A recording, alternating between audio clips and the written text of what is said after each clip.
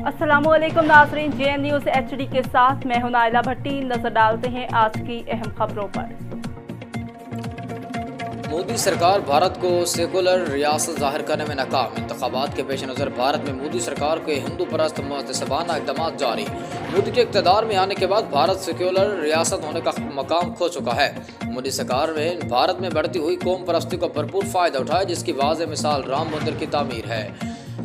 2014 के इंतखाबात में कामयाबी मोदी को कश्मीर की खुसूसी हैसियत ख़त्म करने और राम मंदिर की तामीर के वादे पर मिली।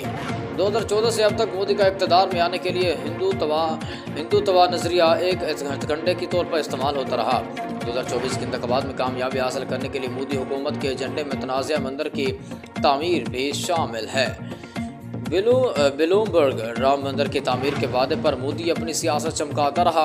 मोदी भारत में पिछले 10 साल से जारी करप्शन, मुआशी बहरान, बेरोजगारी, महंगाई को ख़त्म करने में नाकाम रहा। हुकूमत में बदलाव इंतहाई ज़रूरी है। घमंड का शिकार मोदी आवाम को खातिर में नहीं लाता। मोदी के इंतहा पसंद इक़दाम के सामने हम आवाम बेबस हैं। भारतीय किसान 2024 के इंतखाबात में कामयाबी के बाद मोदी सरकार को भारत हिंदुत्व निज़ाम राज करने, मुतनाज़ मंदिरों की तामीर और मुसलमानों पर ज़मीन तंग करने का वादा शामिल है।